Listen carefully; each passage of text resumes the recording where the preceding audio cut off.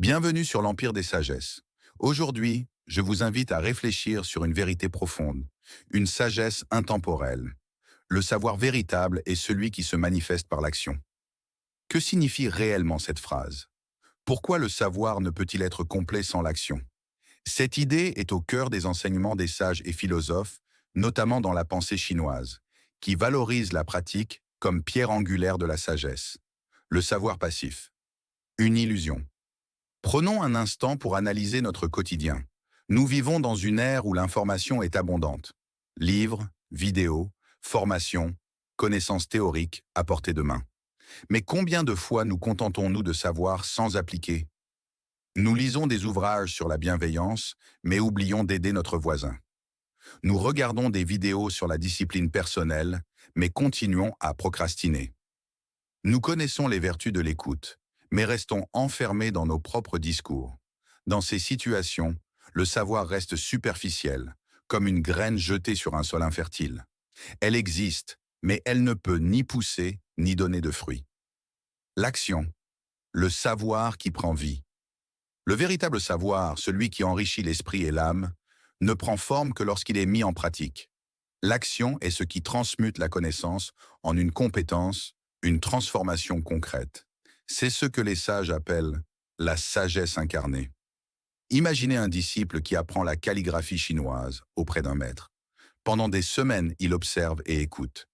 Mais s'il ne prend jamais le pinceau, peut-il prétendre savoir écrire? Le véritable apprentissage commence au moment où il agit, où il fait des erreurs, corrige ses gestes et affine son art.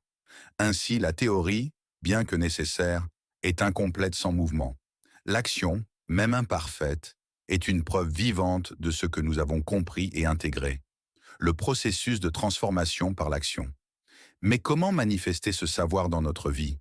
Voici 3 étapes simples que nous enseigne cette sagesse. 1. Observer et comprendre. Acquérir le savoir est la première étape. Lisez, écoutez, apprenez. Mais gardez en tête que cela ne doit être qu'un début. 2. Appliquez immédiatement. N'attendez pas le moment parfait. Agissez dès aujourd'hui, même à petite échelle. Si vous apprenez la méditation, méditez 2 minutes. Si vous découvrez l'importance de la générosité, offrez un sourire ou un geste simple. 3. Expérimentez et ajustez. L'action vous enseigne ce que les livres ne pourront jamais vous montrer. Vos erreurs, vos limites, mais aussi vos progrès. À travers ce processus, vous transformez le savoir abstrait en un savoir vivant et personnel. L'importance de l'équilibre entre savoir et action.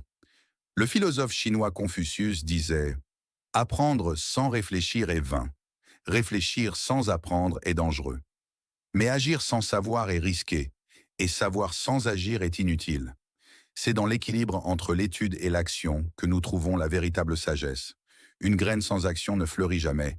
Imaginez une graine parfaite, prête à grandir. Si elle reste enfermée dans un sachet, elle ne germera jamais. Pourtant, en la plantant, en l'arrosant régulièrement, elle devient un arbre majestueux. De la même manière, votre savoir est une graine. Seule l'action peut lui donner vie. Alors aujourd'hui, posez-vous cette question. Quel savoir possédez-vous déjà, mais que vous n'avez pas encore mis en action? Quels petits gestes pouvez-vous accomplir dès maintenant pour transformer ce savoir en réalité? Rappelez-vous, le savoir véritable est celui qui se manifeste par l'action. La sagesse n'est pas un statut, c'est un chemin qui se construit pas à pas, pierre après pierre, geste après geste. Si cette réflexion vous inspire, je vous invite à partager dans les commentaires un exemple de savoir que vous souhaitez mettre en pratique dès aujourd'hui. Abonnez-vous pour continuer ce voyage à travers les plus belles sagesses du monde. À très bientôt sur l'Empire des Sagesses.